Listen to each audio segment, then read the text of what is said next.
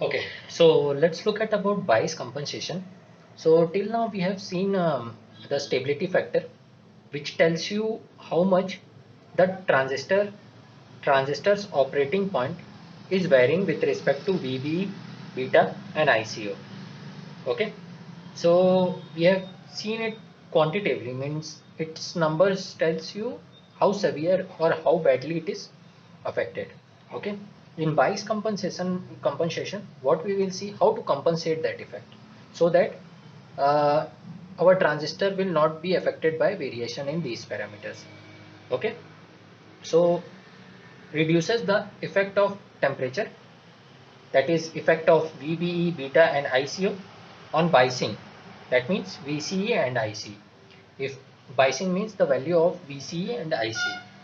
Okay, so we will see the how we can improve the circuit or how we can compensate our biasing, that is these guys, so that it will stay at one point.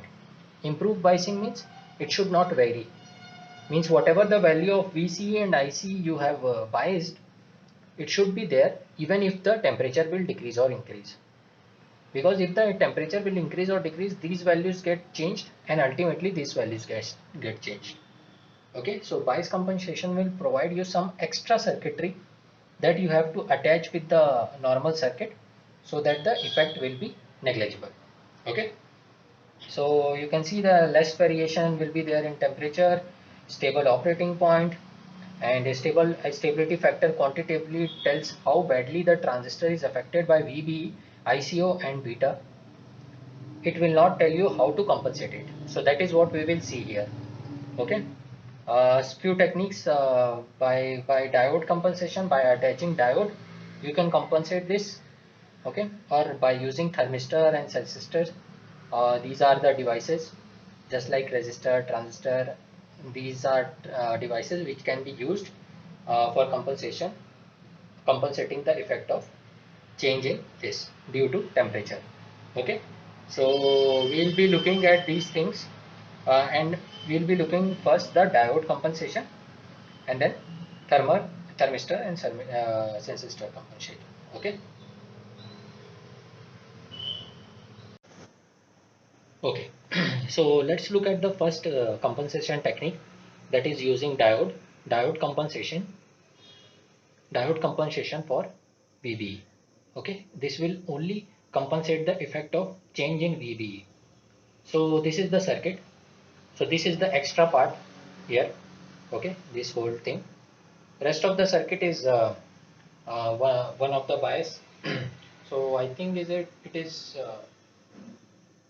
self or fixed bias. I don't remember. So this part you have already seen. So VAC you are applying, Vout is taken from here. This is supply voltage VDD, R1, R2, RE resistances. Now this is something which is specially attached. Okay. So there is a diode which is reverse bias through this resistance RD and VR. So you can see negative is connected to, this is connected to negative. Okay, 1 minute. Okay, so diode is connected in this fashion, RD. So this is VR resistant supply voltage. Negative is connected to negative, positive is connected to positive, forward biased. Okay, with respect to this, with this resistance RD. Okay, so this is for biasing of the diode. Now what will happen? Since diode is also dependent upon temperature and its voltage across diode will be, which is VD, will be changing with respect to temperature. Similarly, VBE will also change with respect to temperature. So if this voltage is changed, this voltage is changed, we will make sure that the components, transistors and diodes are made of same material. So whatever the change will be in VBE, same change will be in VD, okay, but in opposite direction. Hence, you can say VB minus VD will be constant. So if VB will increase, VD will also increase by same amount. Let's say this is 5 volt, this is let's say 1 volt. So the difference will be 4 volt. If VB will increase to 7 volt, VD will also increase to 3 volt. Okay, so that the difference will be constant, which is 4 volt. Okay, So that is how it will work. And if the drop across this VB minus VD is constant, then the drop across this RE will be constant, hence IE will be constant. If IE will be constant, the current IC will be constant because beta is constant. Okay, we are considering beta will not change if VB is changing. So at a time only one is changing, VB is changing and beta is constant. So IC will be constant, and if I is constant, IC is constant, VC will be constant. Okay. So that is how you compensate the effect of VBE just by putting a diode in this fashion. And VR and RD, this is DC voltage source. Okay, and it is used to bias the diode. Okay, just by temperature changing, VD will change, and at the same amount, means in negative direction, as VBE will change. So VBE will change, VD will change with the same amount, and the difference will be constant. Okay, if the difference is constant, the drop across RE will constant, IE is constant, beta is constant, so IC is constant. IC is constant means VC is constant. Okay, so that is how the biasing is stabilized by using just a diode. So this is for only for VB, not for ICO and beta. Now we will look for diode compensation for ICO. Okay. Okay. So now let's look at the compensation technique for ICO. Okay. So if there is a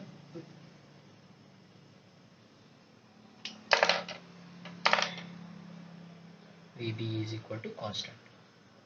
So, okay. So if there is a also beta is also constant. So other quantities are constant. Now only VCO is changing with respect to temperature.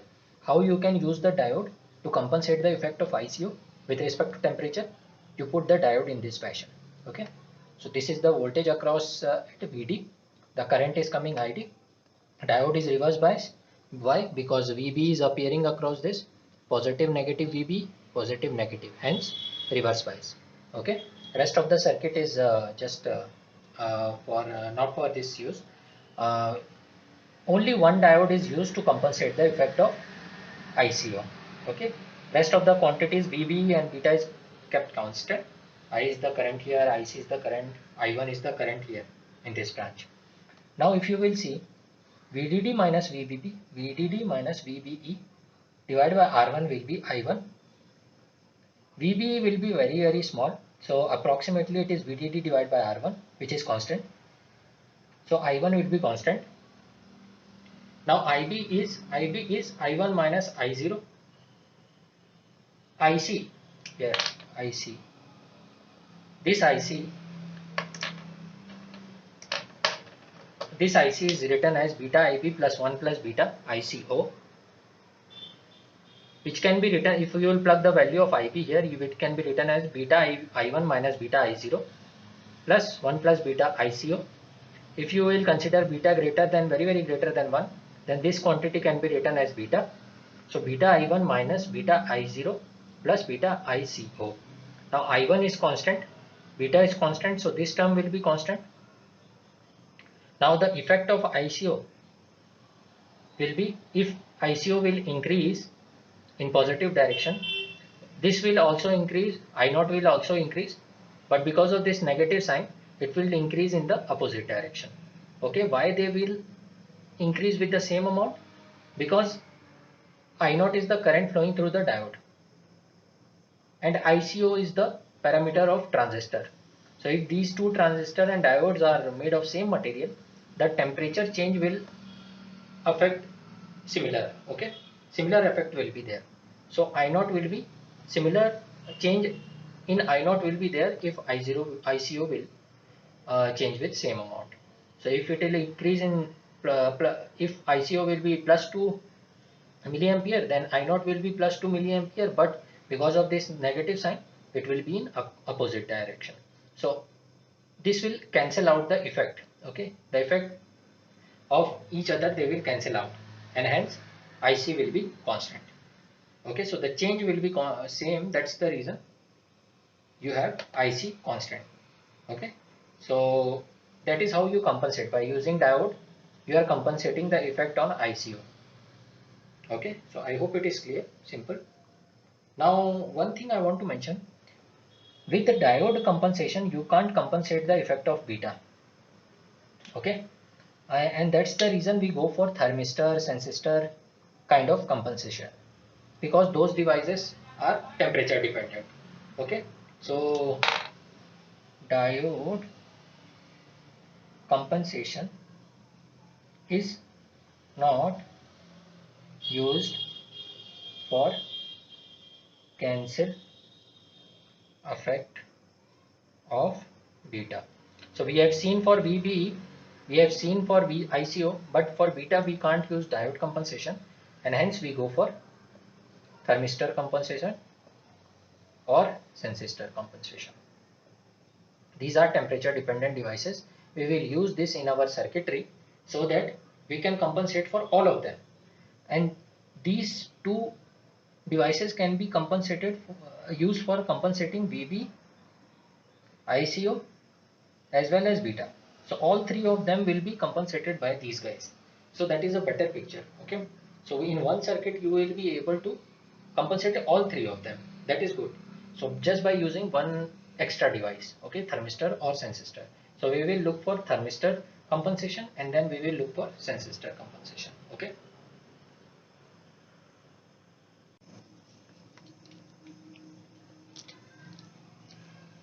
Okay, so let's look at a better approach here.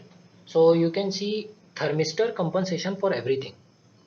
Ultimately what happens, whatever the change is provided by temperature to VBE, beta and ICO, that reflects the value of current IC. If IC will change, if we will control the value of IC, our compensation is done. So for that reason we will use thermistor. So thermistor is a negative temperature coefficient device. Means if you increase the temperature, the resistance across this RT will decrease. That's the meaning of negative temperature coefficient. So if the temperature will increase, RT will decrease, means resistance across this will decrease, and which will reflect the current across this will increase. Okay, so temperature will increase, RT will decrease, hence IT will increase across this. So that is the factor we will be using. So here you can see from this point to this point RT is connected. If there will be a change in the VB, beta or ICO, let's say some change happened and due to that IC increased, and this change in these three quantities affected by temperature. So I'll write T. Okay, so due to temperature it is affected, all these three quantities, these three quantities affected by temperature, which in turn change the value of IC current, and that's the reason VC will change here. Okay, let's say it is increased, IC value is increased. So if IC value increased, so this current is increasing. Now since temperature, because of temperature increase, there was an increase in current due to some of the factors, and when the temperature increased, your RT is decreased, hence IT will also increase. So this current is increasing as well as this current is increasing due to the increase in temperature. So the total current across this branch RE will be IE plus IT will increase. If this current will increase, the drop across this will increase, means VE will be more than VB, since these guys are not dependent upon temperature. Whatever the VB is applied because of VDD R1 and R2, the voltage difference across this, okay, voltage dividend across this. So that is constant, VB is constant and VE is increasing, which means VB is decreased. If VB is decreased, IB will decrease, the current feeding the transistor will decrease and IC will decrease in turn. Okay, so that is how it is controlled. Okay, so that is how it is controlled. So by increasing the temperature, IC was increased, RT was decreased, means IT was increased, means voltage drop across this increased, means VB decreased and IB decreased, hence IC will decrease. So there is an indirect effect. Okay, So that is how you compensate the effect of these three by using just a device called thermistor, and especially using this property negative temperature coefficient. Okay, we can also do the same thing just by using sensistor, that will be a positive temperature coefficient device. Okay, so we will see that. Okay, so now let's look at sensistor. Sensistor compensation for everything. Now the temperature is affecting the IC in the same manner, let's say. So if you increase the temperature, some of the quantities will increase, and if this will increase, the IC will increase. Okay, so that is how the effect of temperature is happening. So your IC is increasing with temperature. Now you have applied a sensistor in parallel with RE, capital RE. You can also put this sensistor in parallel with R1 also. Okay, any of them will work. So you can put in parallel with this, or you can put in parallel with this. I am keeping in this fashion. Okay, so what will happen? The property of sensistor is positive temperature coefficient. Means if you increase the temperature, the resistance across this will increase. That is the property of sensistor, and that is what we want to use. Okay, so what will happen if T increases, RT increases? If RT will increase, the parallel combination will increase, RE parallel RT. This means this is I have done wrong. This is not should be I. Okay, this current should be I. Anyway, that is not required. So you can see if the parallel combination will increase, the drop across this will increase. Means VE will become more greater than VB, and if VE will be more greater than VB, then what will happen? VB will decrease, hence IB will decrease, hence IC will decrease. So for time increasing in temperature, IC was increasing, but by attaching a sensistor in parallel with RE, you are controlling the IC. You are decreasing the value of IC. Okay, so that is how you overall control everything. Means just by using a sensistor and thermistor, you can control all the three effects with respect to temperature, because they all are ultimately affecting the value of IC, and you are controlling the IC. Okay, just by using this sensistor or thermistor. So that is how you compensate the temperature variation, and I hope it gave a clear picture. And one more thing I will tell, if you want to put here, let's say here, the RT. So again, if you will see, the increase in temperature will increase the RT value. If the RT value will increase, the parallel combination will increase. If the parallel combination will increase, the voltage drop across this will increase, and the voltage drop across this will decrease, since they are coming from VDD. Okay, drop across this is increasing, drop across this will decrease, means IB will decrease. Okay, IB will decrease means IC will decrease. Okay, so that is how you can also think for keeping the sensistor here. Okay, so that is how you compensate the temperature variation in transistors. Okay.